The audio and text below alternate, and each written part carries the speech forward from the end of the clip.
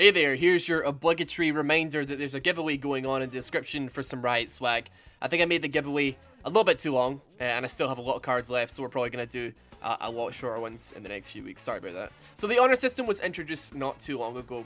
I mean, if we're talking originally, the concept of it is many, many years old, but for whatever reason, it wasn't particularly good enough, and it's been basically just reskinned and revamped. So now it gets key fragments. Yay! I wanted to do a video on the new honor system when it came out, and I know a lot of people gave their shallow 2 cents on it kind of when it first came out as well, but I really wanted to wait a couple of weeks or so to see the actual influence of it, not just the implications that it would bring, but if something as small as a badge or a couple of rewards would actually have any real effect on the player-based behavior as a whole. Now, this is going to be a little bit of a longer video probably, so there's going to be a lot of talking, probably not a whole lot of editing. You might want to strap yourself in. So I play a decent amount of League of Legends. I mean, as we speak, I'm sitting recording and pretty much playing League of Legends at my girlfriend's house, which I ran to because my PC shit the bed, and now I have to wait a good few days for repair because it broke on a fucking Sunday. And the place is also closed today, so that was fantastic. Never lucky, by the way. But despite that, I still found a way to play League of Legends because I enjoyed the game, and it's safe to say I play a lot of League of Legends, probably compared to the average player, and I experience a lot of people on a day-to-day basis in the community. Maybe not the 12-hour stream-a-day lifestyle that a lot of people have, but still, the entire idea behind this concept of honor is pretty simple. It's just positive reinforcement. If you're a nice guy in your game, you get a treat. Maybe a couple of honors here and there, maybe you'll get a key fragment, maybe you'll level up honor, and you'll get some extra rewards, like a ward skin or I don't know. Whether you care about it or not, there's still the idea that this system as a concept could subconsciously make you act nicer in your games. And I mean this to the average player. Assholes are still going to be complete assholes regardless of if you give them a key fragment or if you slip them a 20 not to end your fucking games. The whole thing is really not without its flaws though. The way pre-made honor works is a little bit screwed, so if you play in larger groups of 3 to 5 people, there is every likelihood that you are basically never really going to level up your honor to any decent degree, because from what I can tell, pre-made honoring basically means nothing. Yeah, at the same time, if you're playing with a pre-made, it is entirely likely that they're going to vote for each other if you're playing solo, regardless of if you were the outstanding member of the team or if you carried them really hard. I rarely see a random guy with a 4-man pre-made get most honorable. I've done it a few times with friends, to people that we're playing with if we're playing in 4, for people that swapped with one of us, that they got an instant honor for just being a bro. But it seems like statistically, if you happen to play solo normal games as your regular queue of preference, a queue where if you are playing solo, it will put you from anywhere between 2 to 4 other people who are grouped together, your chance of being honored is going to be a lot smaller than if you play a lot of ranked solo queue, where the chances of 5 random people, or at least only 1 pre-made of 2 people, is much, much larger. So the chance of you being honored is increased as a result, assuming that you perform consistently well, or at least just not an asshole. This is also probably a lot more likely in ranked solo queue because most players, myself included, tend to place a lot of emotional investment in the ranked games. LP might just be a number, but it means something to a lot of players. You only have to feed once in a ranked game to realize just how much Bronze 4 57 LP means to someone. Every single ranked game and every single point that you get, every single little bit of LP, it's almost like a status to some players. People will judge them based off of what rank they have in their games, and as a result, every single win or loss can feel personal to these people, meaning that if you helped out a lot in a team, or if you did incredibly well carrying your game, the chance of an honor is higher because the feeling of LP, that kind of dopamine chemical release that they get in their brain, that is going to be associated with you if you did really well. This is all a theory though. Does it really work that way to the point where it can influence players to be nicer to each other? Now the tips in the loading screen, they tell you that flaming wins less games and all that other bullshit. You see this and you know it's such a stupid thing to say because it's kind of fucking obvious, but does rewarding players actually make the big difference? In my personal experience, I think it might just be a thing, not just for other players, but for myself in particular. Not that I was ever really a flamer, but when I used to play, and still quite often I do this, it's a bit of a habit of mine, I tend to just be kind of silent in the chat, if even talking at all, unless someone says hi to me. I'll usually just not speak in the game, and I'll try and focus. Not that ever really does me any good. In fact, in the past, I used to just move my chat off screen because I didn't want to get distracted and tempted to type too much. Even a lot of guides to playing ranked, they suggest that you mute everyone in the game the second that you go in, so you only see the information that you think you might need. But I removed it altogether just to give me zero temptation altogether. And honestly, the amount of people that give that advice to others, not even for ranked, but just the game in general, is pretty unquantifiable. And I guarantee that you've either heard that suggestion or you've given that suggestion to someone else at some point during your time playing this game, or when you were talking to someone who was newer or just being introduced to the game. League of Legends is a social game though. Riot wants you to make friends, or at least talk to the players. It even actively benefits you for doing so, whether that be bonus party IP, better LP gains in your rankings, if you find a duo partner that you really like playing with, or you work really well with, or if you're from last season, Dynamic Queue, or Flex Queue if you're in Season 7, because they are totally not the same thing apparently. Rank 3s if you're insane, gifting systems, clubs, hell, even the act of having a friends list in itself makes it a social game. It's like World of Warcraft when you join up for a dungeon finder or a battlegrounds. You are many times forced to team up with completely random people from any walk of life that you may hate or love if you got to know them. But strangers nonetheless, to take on some kind of challenge together.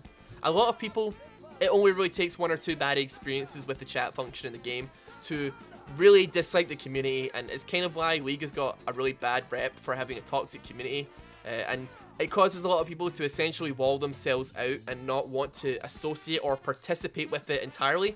For me, there were a few things that caused me to take the chat off screen, to keep me from being tempted to talk and to lose focus. Obviously, doing what I do, it's not entirely uncommon for me to be recognized every so often when I play normal games on my own. However, after a couple of experiences wherein someone recognizes me and not only that, but actively dislikes me, it's left me a little bit disconnected from the community in the past. Games that have devolved into inting, camping my lane to tilt me, or trying to just tilt me by taunting every single misplay I make, which is a lot by the way. It's bullshit that we've all experienced as players, so I don't want to make it sound patronizing like this is only a totally epic League of Legends YouTuber problem. I just feel like, especially people that do videos on this game, people that put themselves out there and are very open to not just criticisms but personal attacks in general, can at least attest to that being essentially trapped in a game with someone that knows quite a lot about you and also hates quite a lot of things about you can be pretty fucking sad. Sure, yep, you can mute, and obviously I do, but when they're bailing down your lane into the enemy mid laner, or if you end up being killed, you don't need to read the chat to know that they are talking about you. Even when they're muted, you get that feeling that they are typing something, and more often than not, you're probably fucking right. And it's not something that I'm not exactly susceptible to. I get hate literally every single day of my life for the simple act of posting videos to try and entertain people. Someone clicks on a video that they think is interesting, and they either dislike me intently because my accent is annoying or it's not what they wanted from a video, and then 2 months later, they find me in a normal game lobby. This kind of shit happened back when I was far too terrified to even speak back for fear of being exposed for being toxic or fear of being warned or temp banned or something. I just figured that somebody could easily just clip out me saying, "Can you shut the fuck up and leave me alone?" That could just be clipped out and easily slapped on some forums, and all of a sudden the entire community turns against me just because I got pissed off that somebody was fucking running it down mid like there was no tomorrow. These days, I don't really like taking shit, and I don't really think anybody else should be taking shit. And I'm not saying flame people, but I'm a pretty big advocate for standing up for yourself and essentially just not taking any shit, letting yourself get walked over.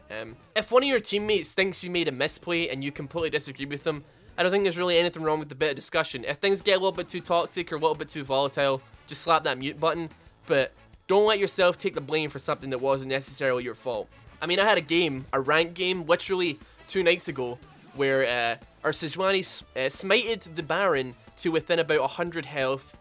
Cho'Gath flashed the wall and feasted it and took Baron. And Sejuani's excuse for missing the smite was that she thought that Kalista, or 2-7 Kalista, was gonna secure the kill with Rend. Where she got the idea that Kalista could be expected to do that at a fucking milliseconds notice is beyond me. But there you go. So yeah, that was my experience with chatting in League of Legends. You may be sitting there wondering, why the hell did I even bother to explain that terribly long-winded story? But I basically shut myself out of chatting for a long time. I would go into game, play, leave. It was really impersonal. The game was pretty impersonal for me. Despite being in a game with 9 other humans like myself, I'm actually not a reptile. It became way too easy for me to go into autopilot mode. And at that point, they might as well have been bots that I was playing with. But since Honor though, I decided that I would actually try and throw myself a little bit more into the community. I've made a far more conscious effort to be more positive, and as a result, people have been far more receptive. Whether that be consoling somebody for a silly death and just trying to make them feel a little bit better about it, you know, unlucky, that can happen to fucking anybody, because we all know it does and it has, or encouraging a player that does really well or is getting a good playoff so that they can actually carry me and don't want to just fucking give up because he's got the motivation to carry for the people who are also supporting him till the end. But honestly, I just felt like it's not that my silence was having a negative effect on my games, but rather that my silence was having no effect at all. By engaging with random people, I've had a lot more bromance moments, whether that be myself or my support just like broing out, making, you know, jokes about how we love each other because we save each other, or my jungler, or hell, even the enemy themselves, appreciating a good play, even if it's from the enemy. I mean, I know how good it feels when even the enemy knows they got outplayed by me sometimes, and if they say it in chat, it makes me feel so fucking good. So what's wrong with spreading a little bit of that feeling a little more myself? So funnily enough, me trying to become more positive and become a more positive force in the community with players that I don't even know, as a result, made me experience more positivity. When I was recording the RIP Urgot footage, I was feeding my fucking ass off, and I was just playing solo on my own. I had nobody else to talk to me to like keep me untilted. I felt horrible for ruining the game for these guys. And to be fair, I never lost the game when I was playing the Urgot for the footage. But I'll be fucked if I actually did anything throughout all 3 of the ones I did. Like, I remember I was 0-6 in lane, pushing top, tilted out of my goddamn mind, and I'm apologizing for losing us this game. I'm telling these guys I am so sorry. Like, I've just completely fucking dropped the ball. And one of my teammates hits out with, "I don't give a fuck how hard you're feeding, just keep going." And honestly, it actually made me feel a lot better. I felt like I was being judged really harshly for every death, and I think a lot of players get that way as well. Even if nobody says anything, you can tell what people were thinking in your game if you've died a bunch of times for really silly shit. And it really felt like they were in that moment. But my teammates saying that was honestly just the tough love that I was fucking needing. Strapped on my big boy balls and just kind of fucking buckled down. Kept farming, kept pushing, pressuring top lane whilst our AD got fed as shit. We pushed into late game and we fucking crushed. Positive reinforcements, they fucking work regardless of how small or seemingly insignificant it seems. One honor might not seem like really anything at all at its face value, but you tell me the first time that you got most honorable player on one of your games with a bunch of random players that you didn't feel something fuzzy inside. If you don't even want to look at League as an example, there are ridiculous amounts of like mental experiments, psychological experiments reinforcing the idea that positive reinforcements improve behavior. So do I think it works? Yeah. As small as the rewards really are, I really think that that is enough to push at least a group of people into being more active, like myself. Like grinding to gold at the end of the season for your skin reward. It's something people have to work to, and in the end, they might pick up a couple good habits along the way. Even if it's like fake nice, you don't know if it's fake nice. It doesn't really matter. Being fake nice is still better than being a fucking dick. So we have our positive reinforcements. Where's the negative ones? Those work even quicker, it seems. Well, Riot, since I know you're jumping on all this honor shit, I'm looking forward to the inevitable rework of the Tribunal that I know you guys are totally working on. Or at least you better be, because that shit was fucking hilarious back in the day. But anyway, guys, thank you so much for watching this. It's kind of hard for me to do any major editing because I'm still at my girlfriend's right now and I have no real PC to work at. But in the meantime, I have the time to write some more in-depth scripts, work on the skeletons of some of my other RIP or why it hates, or what the fucks, or something. I don't know if you guys really like that, what the fuck singed yesterday. But the Singed community are fucking sick, dude. They're really cool people. They enjoyed that one. And I was so happy to see that they agreed with a lot of the points I made in both favor and against Singed as a character. But hopefully, this will all end up paying for you in the meantime. So take care, guys. Thank you so much for watching. I was gonna reduce the giveaway to like a week, but I don't know what to do. So I might wait for this one to expire naturally, and then we're gonna do like way shorter ones, like 3-day ones or something, because Jesus, I still have a lot to give away, and it's on every video, and I'm actually okay with that just because I like giving away free shit anyway, but I can imagine it gets a little bit annoying, so I'll try and maybe like slip it in a little bit more seamlessly, or a little bit less invasive than at the beginning of the video in the future. Maybe after this one when it's finished, but nevertheless, any suggestions of how to run giveaways more smoothly, greatly fucking appreciated, because I'm pretty terrible at them. But nevertheless, take it easy guys, I'll probably see you tomorrow. Have a good one. Bye.